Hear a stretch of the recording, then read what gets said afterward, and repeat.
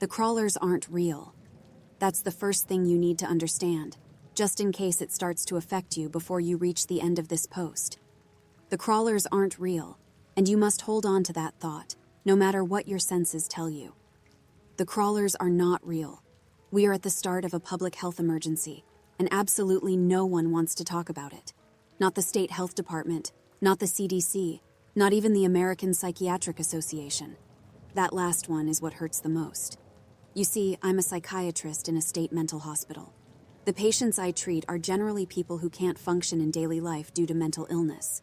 Such individuals usually have a wide range of issues, from PTSD to schizophrenia. That's why this last week has been so strange. We've had 15 new patients, more than triple what we're used to in this small hospital, and 13 of them show the same pathologies. They speak of inhuman figures that approach by crawling along walls and ceilings, seeking to do them harm. The hallucinations appear to be both vivid and realistic.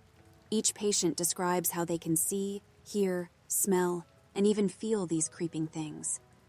Their reactions, such as shrieking and cowering in a corner, also suggest that the hallucinations appear to be physically real from the point of view of these patients. And therein lies the danger. Not in these nightmarish hallucinations, but rather in each individual's reaction to them. One young man jumped off an 8th floor balcony. Another middle-aged woman stabbed a meat skewer through her eye socket. Those are just 2 examples of the lengths people will go to as they try to escape these things that they believe are pursuing them. Furthermore, I'm confident that hundreds of cases of this particular psychosis are going undiagnosed.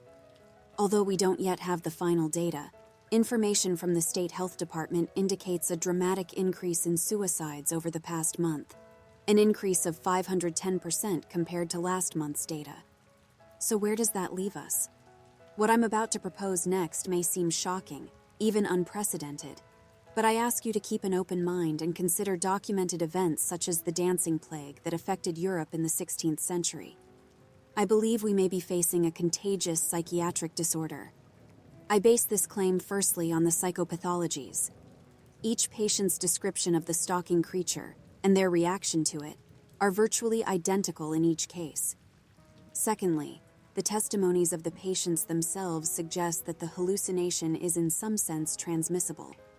I'll explain further below.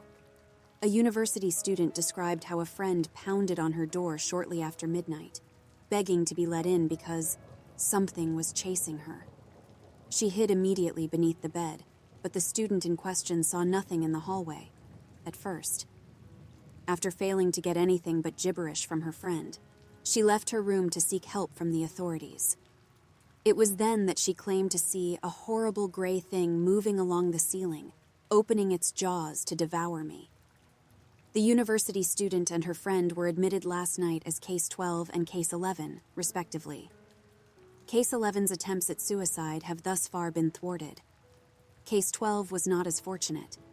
The delusion appears to completely ignore divisions of class, race, age, health, and lifestyle, as evinced by Case 8, an 81-year-old man whose background could not be more different than that of Cases 11 and 12. Case 8, who prior to being ingressed was housebound due to obesity and other health issues, reported how one by one his family members were afflicted. First, his granddaughter never came back from buying groceries.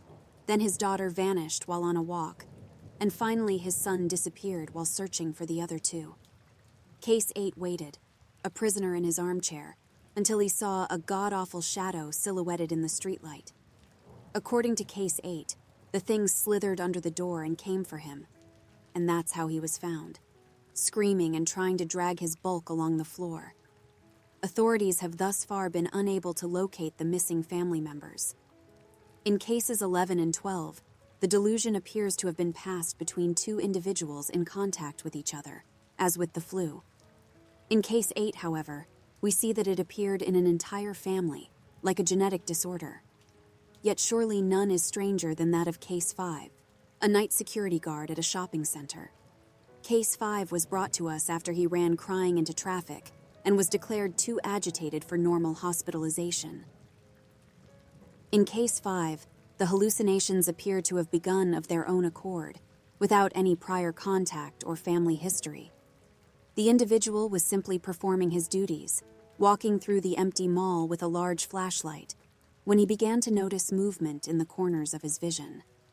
The following is a transcription of Case 5's words while he was being transported from the hospital to our facility by ambulance. "They've lost my scent for now, thank God. Where was I? Right, the mall. Patrolling in the mall. It was easy to dismiss at first. A claw disappearing around a corner. A shadow that sorta looked like some starving, hunched-over thing disappearing into a rack of clothes. It was always creepy in there, but I was used to it. Just figured my eyes were playing tricks. But the longer I walked, the more I saw, until it was right in front of me. You can't even imagine. The way it just hung from the ceiling tiles like a damn cave cricket. That skittering sound, and that reeking smell. You can't think of anything else except that you're gonna wind up in its belly. I ran, as fast as I could, and it was right behind me the whole way.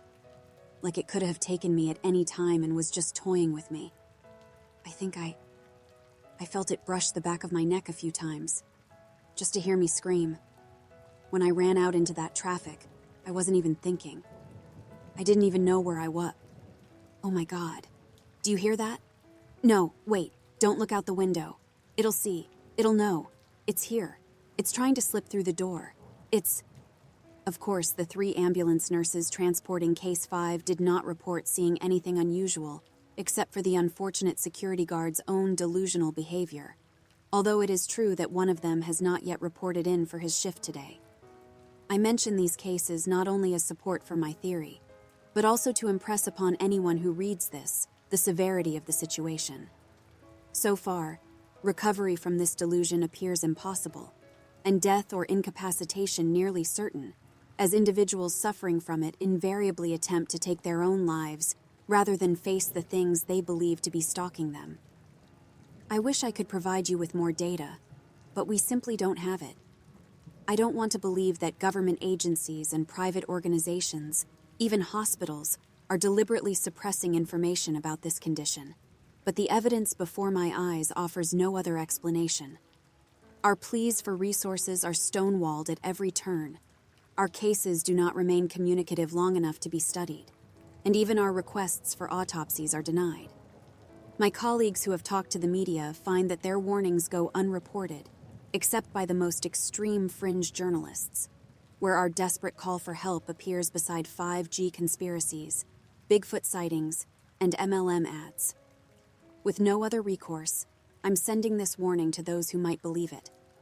Based on what we've seen so far, these are the symptoms to watch out for. A persistent feeling of being watched or followed.